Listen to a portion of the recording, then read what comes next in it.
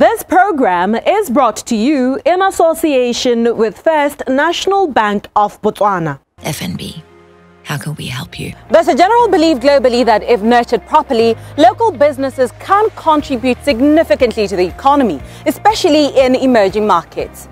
The main problems facing these businesses have been, for the most part, a lack of expertise, poor planning, a lack of business acumen, poor management, and a lack of record keeping on the performance of the business.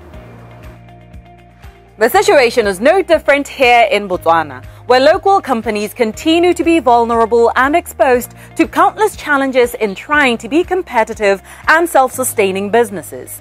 Some of these challenges include the ones aforementioned, but also extend to a lack of access to funding, where for suppliers, the spillover effect is poor quality goods or sometimes failure to deliver on a project altogether.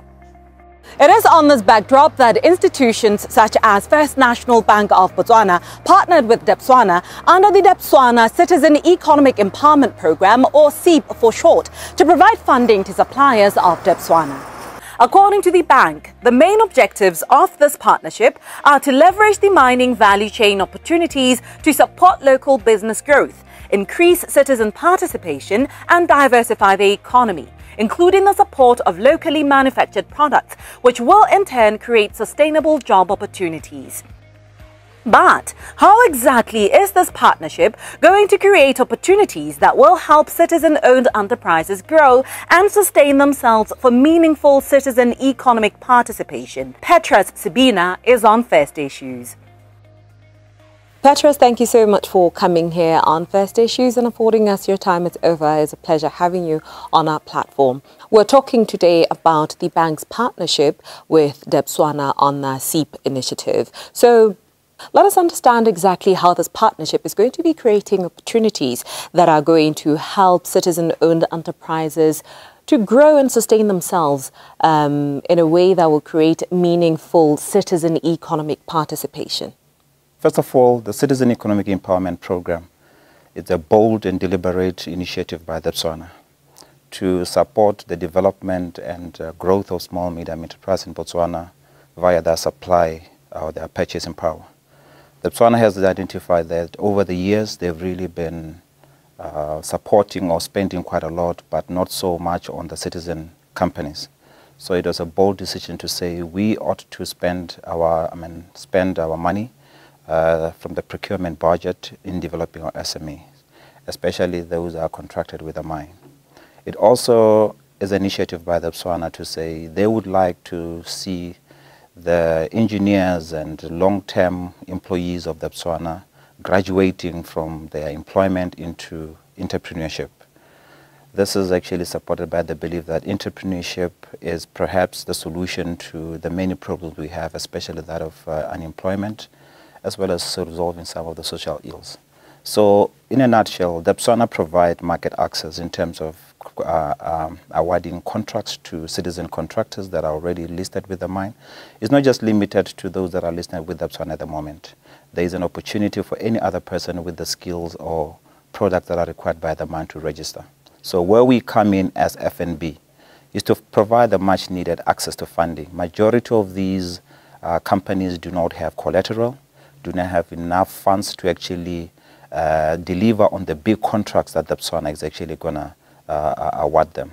Debswana has been bold enough not just to give these companies a few million value of contracts. They are going further to really give them big contracts. Hence, the support of financial institutions, in this case FNB, is essential. So FNB, we've come into the party and we have pledged 1 billion to really say we have 1 billion on the table to support any person, any contractor who's actually awarded a contract by Debswana. This initiative, we see it resonates with our values as a FNB, because under our value stream of deeply invested, our objective is to create meaningful, lasting legacy project investing in partnership and collaboration that create legacy benefits. So it was quite easy for us to identify with what Debswana was saying. And so far, I must say, it has been a good journey so far. I think you'll hear when Debswana come to maybe discussed to realize that from 2020, when the initiative was actually initiated, they have really awarded a substantial amount of contract value to the clients, while from the credit extension, the banks have actually done a lot. It was the first time that FNB was participating in this program last year, while other two banks had participated previously. But I must say, we've been able to streamline our processes. We've been able to guarantee the turnaround time of facilities. All the people or contractors that are coming to the bank, they are guaranteed of turnaround time. So this is a partnership that we are excited about and we are motivated to be part of.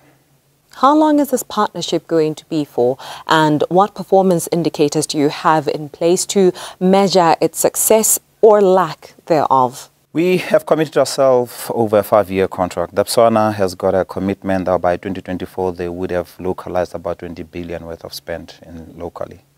And then they also want to create 20,000 jobs. Those are sustainable jobs, decent jobs, not just jobs, but jobs that has got value, jobs that gives one integrity.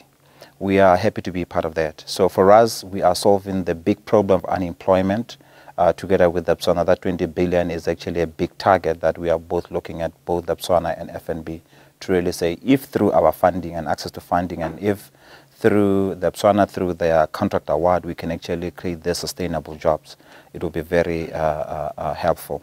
But at the same time, we are also joining hands and collaborating in building not just a local SME, but over a 5-year period, we'd like to see an SME that can, that would have grown into a corporate that could actually be able to start looking across the borders and expanding and exporting their services.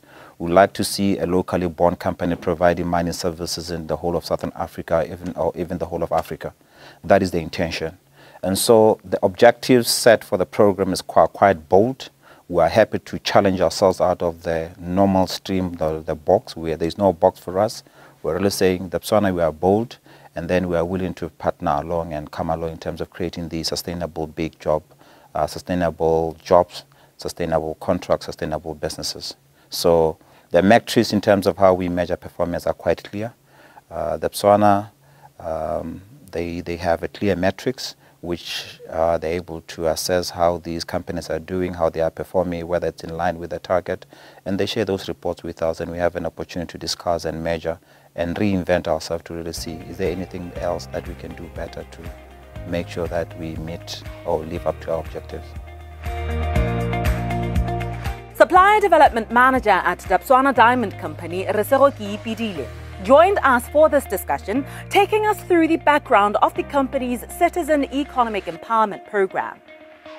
The Citizen Economic Empowerment Program was born around the Debswana Strategy 2024 One Dream, One Team. It sits under the Empowering Communities pillar. As Debswana, we came up with a strategy with different levers.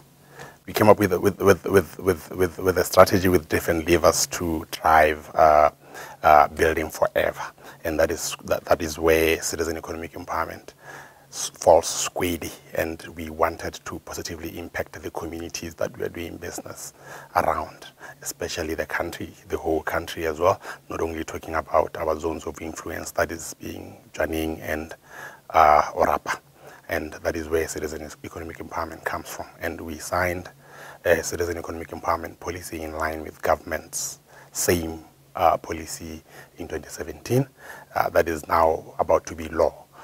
Hence, we'll be revising the current policy that we have to align to the legislation. What is the process of accessing this fund, and what must existing and prospective suppliers know and understand? There's a lot that happens in the background for them to access the fund.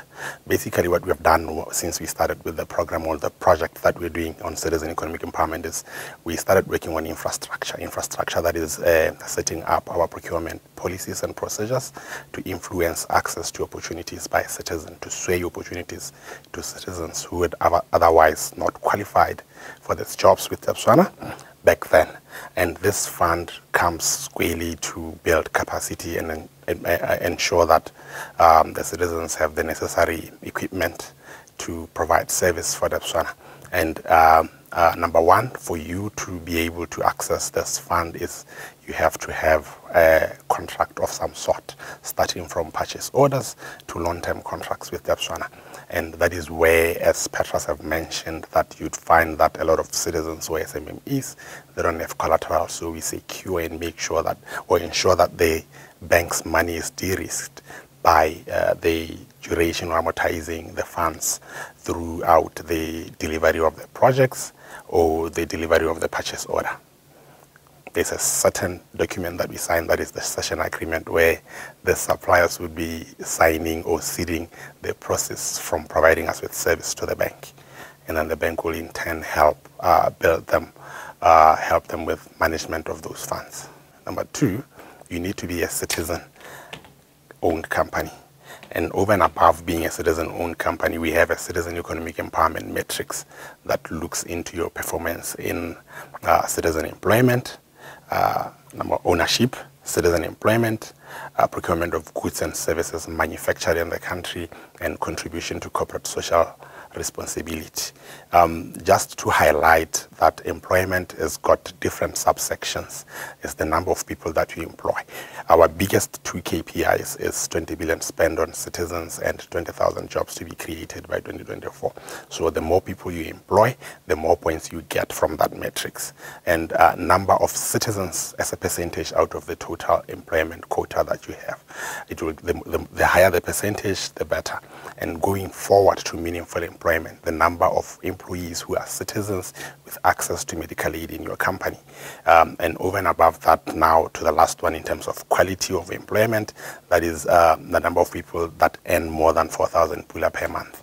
And then you'll be allocated points for that. And under the local procurement in the matrix, it's important to highlight that when we say procurement of goods and services manufactured in the country, we're not only talking about buying something from another trader who would have otherwise imported that product. We need value add in that import, in that product to stimulate the need or the market for manufacturing in the country, because that is where the ever so much needed jobs would be required. And once that is done, you need to meet all the bank's requirements in terms of giving you funds. The banks are not going to waive that requirements to fund you. We need stars. We don't just want to create, it's a social thing, but we need to build sustainable businesses. So they need to be able to conform to the strict requirements that the banks are looking for.